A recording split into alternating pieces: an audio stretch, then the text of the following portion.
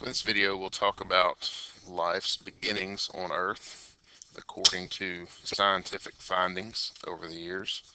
We will be dividing this lesson up into two big sections. First, we're going to look at the steps necessary for life to emerge on Earth, and then we're going to look at the scientific proof for each of those steps. So the first step necessary for life to emerge on Earth is something called abiotic synthesis. And the word abiotic, of course, is non-living. Synthesis is the idea of making something. So this is making life from non-living matter. Two of the most important molecules to be formed in this would be nucleic acids, which is like your DNA, your RNA, and then amino acids, which make up the building blocks, or are the building blocks for proteins. And of course, proteins are very important in your cells, or in your cells structure and in your cells reactions. They pretty much do most things in the cell. They have this three-dimensional shape that gives them their function. And so in order for life to come about, these two molecules have to be present.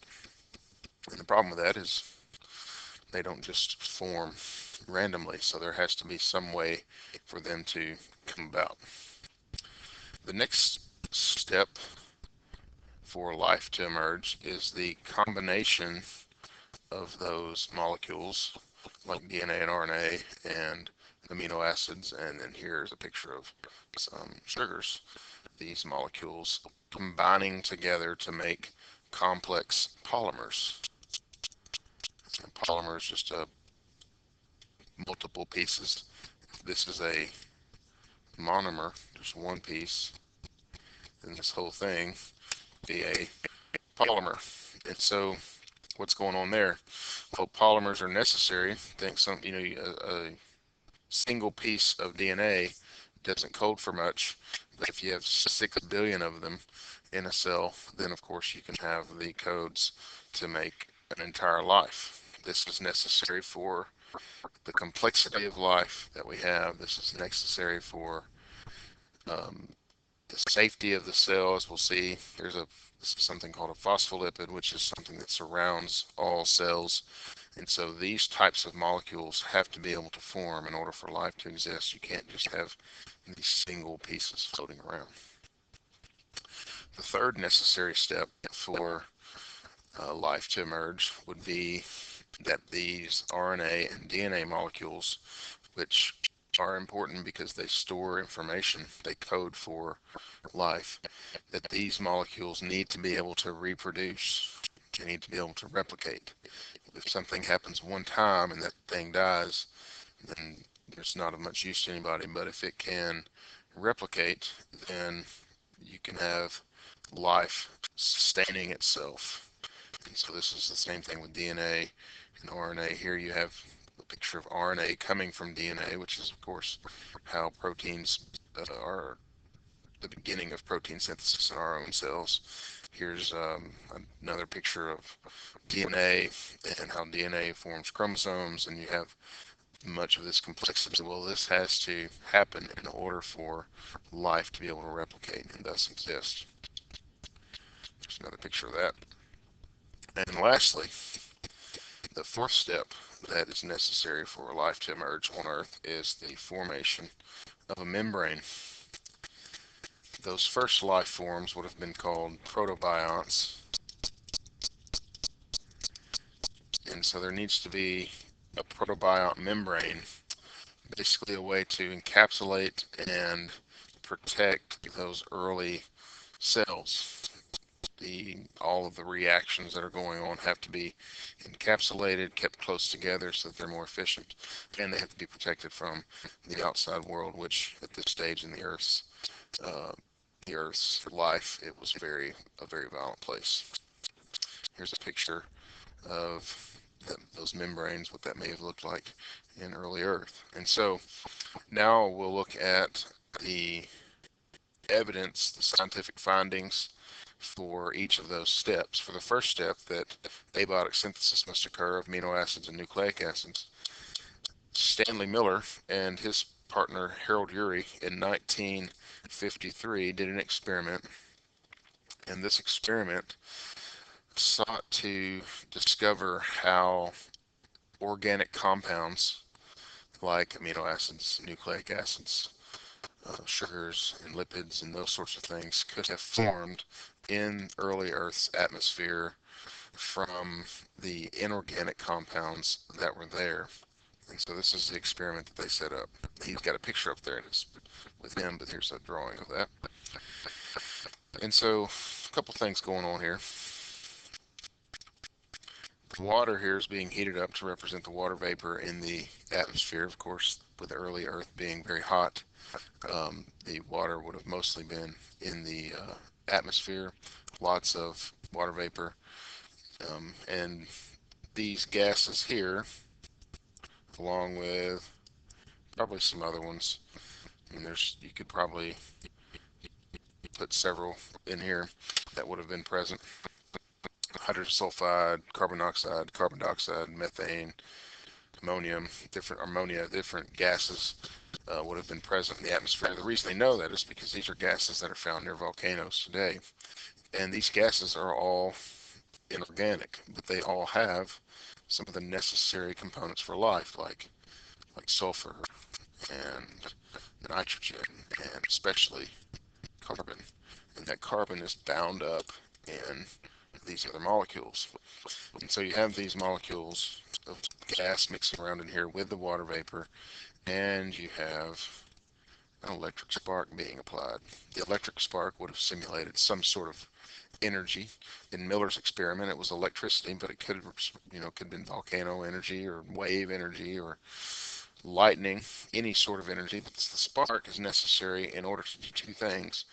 In order to separate those molecules, the carbons and the nitrogens and sulfurs, from those gas molecules that they're in order to separate those atoms and then recombine them into other things.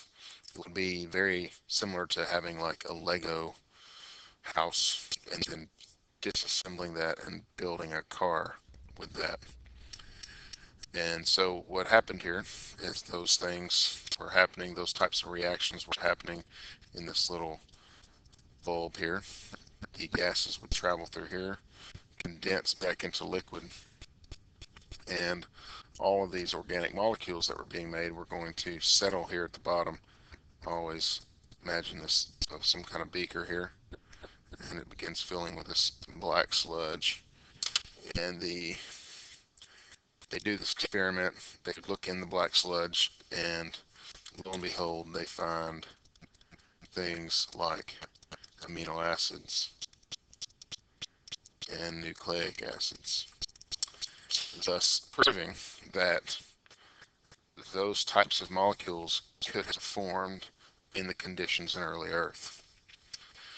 For evidence of the second step, we'll turn to this molecule, or this mineral. This mineral is called pyrite.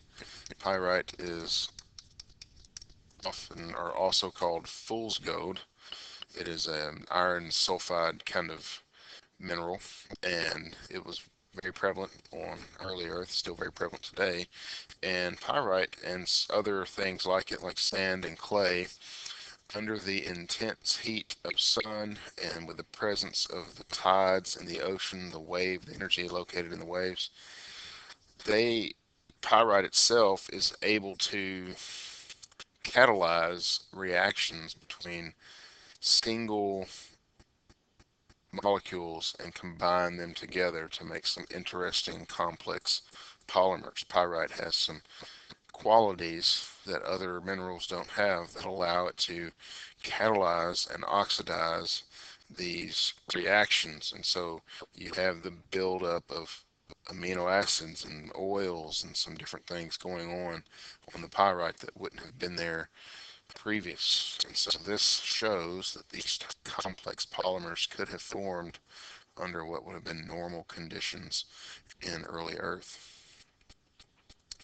Secondly is the reproduction of RNA and DNA. The overwhelming hypothesis for this, or accepted hypothesis, is something that is called RNA world. And this is the idea that RNA not only is able to store information, but it would also have been able to catalyze its own replication by forming what is called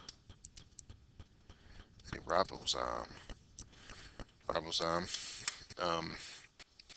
is a combination of the words ribose, of course, being RNA, and enzyme. An enzyme is a biological catalyst, and even in our own bodies now, RNA acts this way in many ways. It can catalyze some of the reactions that are going on inside of our cell, particularly those that have to do with replication of DNA and the making of proteins. And so the idea here, as you can see from this picture, RNA kind of forms from these inorganic sources, like Stanley Miller said.